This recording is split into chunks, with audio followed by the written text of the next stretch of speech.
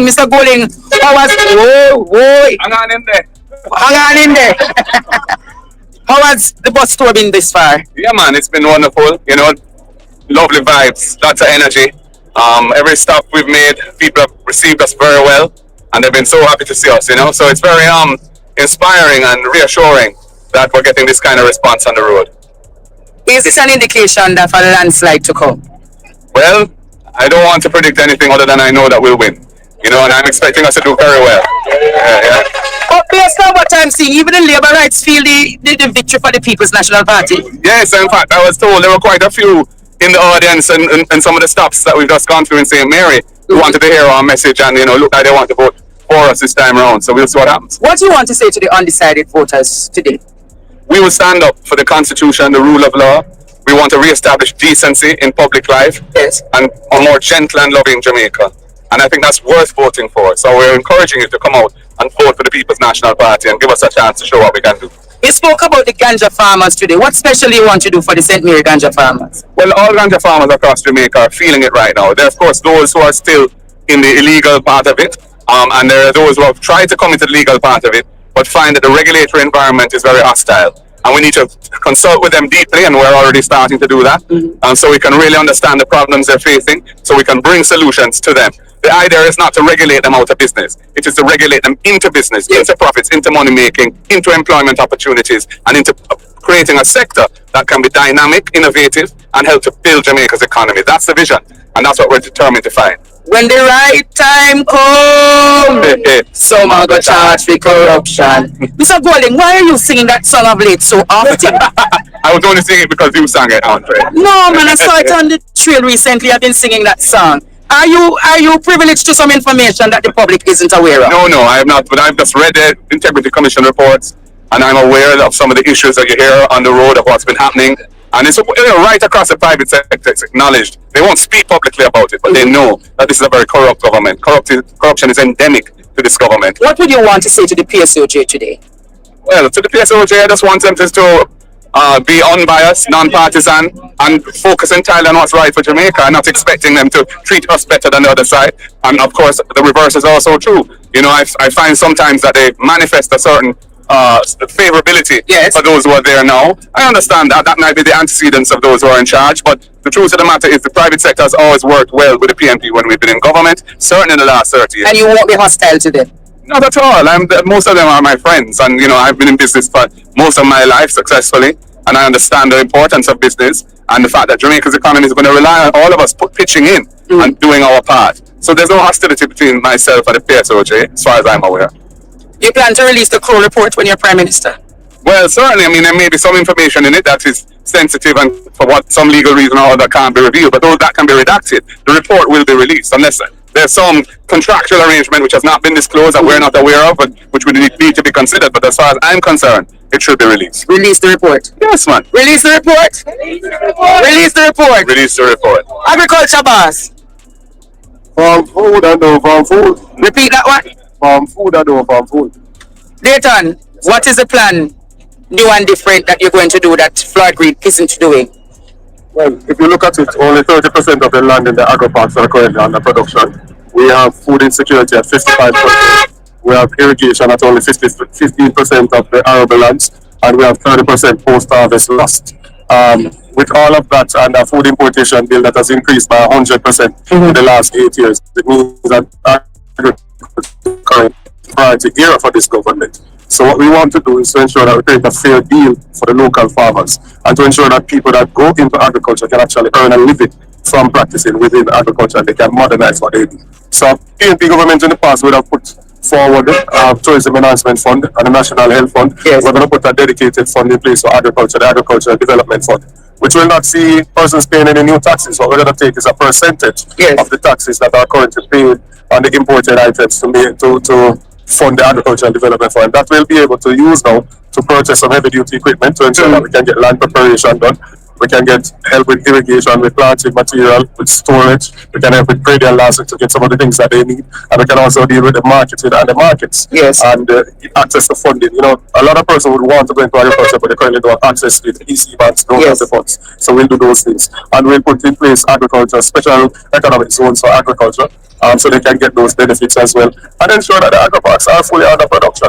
Will you be inviting investors, particularly from the diaspora, to invest in agriculture? Absolutely. We're already in discussions with some of them. There are some items that we have that has a competitive advantage, such as our ginger, spices, yes, turmeric, pimento, nutmeg, and we also have yam and the same cannabis that we have a competitive advantage in, and so we will encourage persons to go into those areas. We also want persons to modernize what they're doing. Yes. To go into shaded agriculture and hydroponics and those things as well. So, you know, a new deal is a new deal. So it's not a new face, but a new deal for agriculture. No, people don't want a new face, they want a new taste. New taste and a new deal. All right, agriculture boss. Angela Brown Burke, chairman, chairwoman. Explain Blood and Fire Comrade to the people. You as a historian. Okay. Give them context to Blood and Fire Comrade. So, you know, Blood and Fire is really the theme of the Salvation Army. That's where the name's coming from. Yes. And back in the day, we kind of took the song. But the truth is that we have reinterpreted it. And so the blood we're talking about, yes, it's the blood of Jesus. Yes. But it's the blood of Jesus, and it's also the commitment that we have as comrades. Yeah? Yes. It's something that unites all of us. And the fire would have been the fire of the Holy Ghost. Oh, hallelujah. Yeah. And so that fire now is the passion that we have. Energy. The energy that we have. And you would have seen that song has indeed electrified. It has. And so when we sing it, it is a song of coming together, of restating our commitment and our passion, not just as comrades for comrades, but as comrades for our country, Jamaica, and what it means to rescue Jamaica. And build a better Jamaica for all. I hear that you and Dayton are giving the party leader 51 seats. You know, I forget the 51, we're going to take it. But as the leader would have said to you, we don't call numbers. You don't call numbers. We do the work. We do the work. And we are leaving no seat there. But based on what your canvas is saying, you have already passed the system to turn government. But where we are, we are there. But we don't count our eggs before they are hatched. What we do, we look at the work that is being done. We see where we are satisfied. We see where we can do more. We think that we have done sufficient work. We're not resting on our laurels. We're not taking anything for granted. We are running through the tape and we are working straight through to election day and beyond. Awesomeness. Anthony Hilton, you have to stop the imported ice in the country. You have to stop the imported ice in the country, Minister of Industry. Time come. Stop import ice. Stop import cannabis. Yeah, man, cannabis. We can import cannabis. We're the best in Jamaica. So why we import cannabis? Then we need to focus on the industry here. Improve the industry. So you're going to improve the industries and make them more efficient. Indeed. What about the logistics hub that you spoke about in 2012? Well, I hear this government really they don't know how to effectively execute the logistics hub, or they're waiting for you to realize that it works and works everywhere else. So why not working under their regime? They don't know how to do it. We have the technology, we have the idea, we own it. So we have to implement it. But your counterpart that is to implement has always had an antecedent of being fired. Why is he not fired now? They don't fire people in this government and just reshuffle them. Reshuffle them. Yes. Reshuffle the deck that is untenable. Yes, I tell them at Jamaica House. Coming over here, this man is quite deadly, you know. Coming. This man is quite deadly, you know. Oh man, time down. This man is very deadly. This man going to one seat named Southeast St. Mary, leave corporate world, take on the politics in a way that I'm in awe of what he's doing. Sir Chris, what you plan to do for Southeast St. Mary apart from done with done? I think what is happening now in Southeast is that out of the 3 constituencies that are in the parish, yes, the statistics will show that we are at the back of the line. Back of the class. Back of the class. And what has been happening is that you have been having migration of jobs, migration of businesses out of the constituency, migration of people, because there has been a lack of opportunities for a lot of the people. So what we have to look at in the first instance is to see how we can grow the economy of Southeast St. Mary. We're going to do that by starting with construction. The PNP has a solid plan in terms of housing to put in place a lot of housing solutions, and we have identified over 500 units already for Southeast. we're going to look at agriculture, and Dayton spoke of the plans because we are primarily an agricultural economy. And part of the focus as well, when Norman Dunn won in 2020, he said that that term was going to be about the young people. Your constituency has a lot of young people. And all of the community centers in Southeast have been either locked down or mashed up. And nothing has happened for the youth. If you go around the adjoining constituencies in Southeast, Western, Central, they all have their own heart facilities for training. Southeast don't have any. Yes. So it is our plan to put in place training for young people to give them that opportunity to be the best that they can be. The best that they can be. Yes. So election night done will surely be done. The entire constituency is done with done. My Southeast St. Mary is ready for change. We have had an excellent tour of the St. Mary comrades. We just finished the St. Mary. 3 out of 3%. 3 out of 3% Mary. 3 out of 3. 3 out of 3. All right. Awesomeness. Let me just reverse a little bit. I hear this Phyllis Mitchell comrade doing some damage, you know. Back up. Miss Higgins. Hi. Is what kind of bangaran you keep up in a Northeast St. Catherine? I hear that you plan to send Carencia Morrison into political retirement. Oh, what you plan to do up there? Well, the truth is, they have had 7 members of parliament. We have had 1 Phyllis. 1972. Yes. So they have had more than enough time to do what they should do. And they haven't done it. So the time has come now for us to make the change. We speak about agriculture. Yes. Our General Secretary was there a couple of months ago talking to over 200 farmers that came out to hear about how the agricultural development fund is going to benefit. But we're talking about the storage, we're talking about the farm roads, we're talking about export.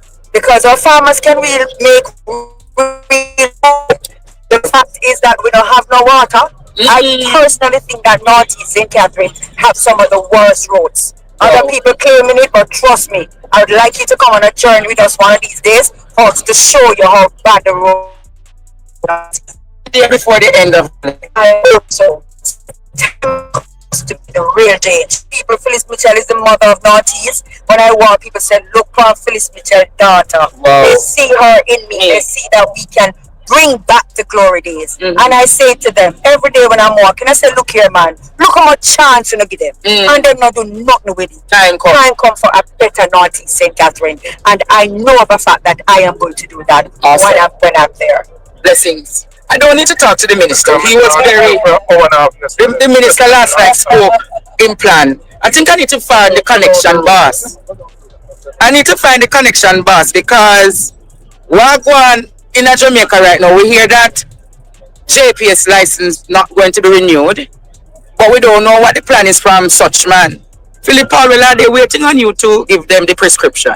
Well, I was the one who terminated and had a new license for Cape Town Wireless in 1999. So when I was dissatisfied with that license, got in and changed it. Yes. After 9 years, they're just realizing that there are issues with the license. And it's just because of election. The fact is that... So it's a political ploy. The fact is that the price of electricity has almost doubled since we left office in 2016 with the same license. In 2015, I amended the license because there were certain things I wanted to see happen for the country, and it was amended. So there's nothing that could prevent the minister if he feels that today changes need to happen. As I mentioned earlier, when in 1999 we had another 40 years to run on the Cape Town Wireless license, we intervened and that license was terminated. Yes, and we were able to come away with full competition. There are some policy measures that we have proposed in relation to how JPS operates. But the real reason for the increase in electricity is not so much the JPS license. Yes. Bad management policy of the government. Yes. Because if they had continued the work that we did to diversify energy sources, so that by 2016 we had 6% LNG. We had started with renewables, down to 12.5%. We're still at 12.5% renewables. So nothing has been done from Nothing has this happened. because And that is where you can get the real reduction Son. in the price of electricity. There's an era that has plagued us for many years, and I put up that in Parliament 3 years now, which is the issue of electricity theft. 20% of your bill that you pay every month has to do with the theft of of electricity.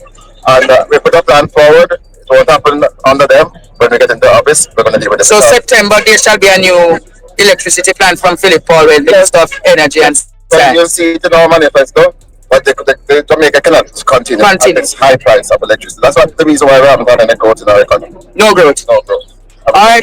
I think we need to do an interview about the state of electricity before the end of July. So I'll leave you to clear your schedule, sir, Very well. and we'll talk. So we'll come to the young people. I have to go to water because eco-coliform is a new thing under this government. Embarrassing. Eco-coliform We is a need new thing some under this milk. government. Ian Hills, how you plan to fix the messy water affairs under the Holdings administration? I think first things first. I think we want every Jamaican to stop taking a shower in bad man and to stop buying truck water. I think that's the two most important things. And how we're going to do that going forward is you have over 200 plus treatment plants across the country that they are not interconnected to each other. And that proves a problem. So Yes. when it's not supply and demand. But overall, though, I think when you look across the country, if you ask yourself the question, if Jamaica is really the country of wood and water, we are. It's how to get the water to you. And I think under the plan of the People's National Party, we have to create fiscal space so that we can give you more water. We have more money to buy more pipelines to give you water. Yes. That's one of the things we're going to. I think one of the things that the government is doing since the election season has heated up is basically running all these pipelines across the country without water. And I just want to say to the people of Jamaica, help is under the way from the next People's National Party government. We believe also that for the Jamaicans that live in informal settlements across the country, close to 800,000, the requirement for getting water, the amount of things you have to come up with to get water, So you're going to simplify it. cycle and all of that, we're going to simplify it and ensure it that you can get the water in your pipe. So we believe that. We don't believe that we're going to give you the water tank because the government is giving out over 50,000 water tanks across the country. And the majority of Jamaicans who really need the water tank isn't getting the water tank. But we believe if we give you the water tank, we must give you the pipe water in your home also, and also that you can do rainwater harvesting. So we look forward to serving the country and the So there is a detailed water plan in the There's manifesto. a detailed water plan in the manifesto. Look forward to it. I'm looking forward to that. The man who's going to assist in fixing security in this country through some serious social transformation programs. All right. The ruling is already trying to take credit for the reduction in crime that we're having in the country, but they have no such claim of right. If the People's National Party did not push them off the draconian state of emergency strategy under Anthony Anderson, probably we wouldn't be having this road tour right now because there's some kind of state of emergency. But it doesn't stop there, because at the same time, when the police announce a reduction in murders, they announce the uptick in mass shooting, and that impacts the fear of crime. So the team led by Comrade Bunting with me on that team, we are going to address the fear of crime in our country. We are going to ensure that we have a fully motivated police force, because right now, So the police are going to get a solid partner. yes, man, and them tell overtime. you this, yes, the VEX overtime issue that has been going on for over 3 years now has not yet been settled. The police should be getting some retroactive increment payment that has not even been settled. Yes. They have asked for 5 measly ambulances to help in their welfare activities and moving police to and from different places in an efficient manner. Not even that they have got Not after being even- promised by the Minister of National Security. So we have the team that is going to make a marked difference where this is concerned. So you're going to say you're going to rescue security. Straight up. That sounds like a solid plan. Yes. Dr. Dawes, up till yesterday, another baby and a mother at Victoria Jubilee Hospital died. Another mother called out crying that her daughter went in on Monday, and yesterday, Wednesday, after the C-section, septic shock again. Are you going to open an inquiry into the hospitals when you're Minister of Health? it's, first, I must express condolences to the mother and because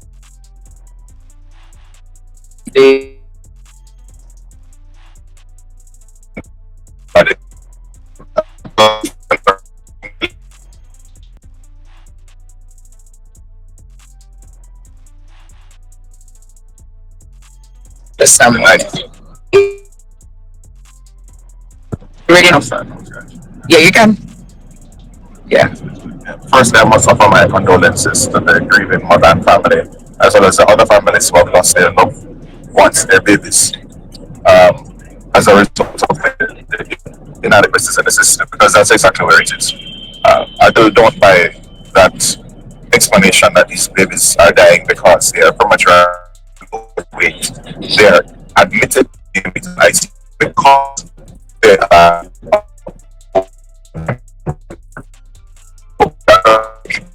ICU.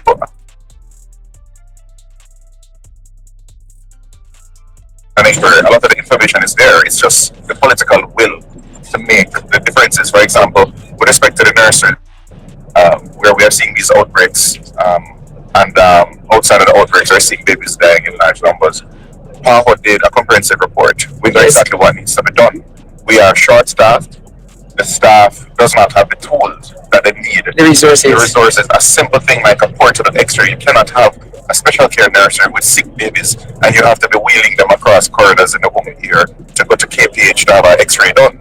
You must have a portable X-ray so that you can make timely diagnoses and initiate treatment and look for complications when they arise. You need proper nutrition. You need proper spacing of the baby so you don't have overcrowding. Yes. Something as basic. We know the solution to overcrowding. Have another special care nursery at Bustamante Hospital for Children. In 9 years, they have not done that, even though they were highly critical of what happened in the previous administration. But to speak of that now is to invite the commentary and the concern that we're politicizing the issue. But they had 9 years to develop a special care nursery at Bustamante, as well as an ICU for these babies, and they did not do that. This is something that we need to fix immediately. Cornwall as well. We need to get up and running as soon as possible. And if we do that, we will solve a lot of these problems. We don't need an inquiry. The facts are there. What happens is that where they are prioritizing optics over outcomes, ribbon cuttings rather than expansion and maintenance of services. So, how you plan to sort out healthcare? Because with the crisis healthcare is in, sometimes you yourself don't wonder how you're going to fix it. It's a collaborative effort, and the next Prime Minister of Jamaica, Mark Woolley, Will give you the resources. I think he has a special place coming from a strong family history of doctors in his family. And going back 3 generations, he told me his father was a giant in medicine and revolutionized orthopedic care and special care in Jamaica, special needs care in Jamaica. Yes. And I think he has that passion and drive, and I think the cabinet is going to be one that is so inclined to stop this. Call it an apartheid in medicine where if you have money, you can pay for everything privately, but the public. This is the last frontier of inequality. I'd say this along with education that the BNB needs to fight, and I think we're all united around that effort. So it's not going to be a me effort; it is going to be a collective effort of the party and the next government. Well, Dr. Dawes, you know you're a resident and partner to us, so we'll need for to stay along with you today. Still waiting on my Tim Horns. Your team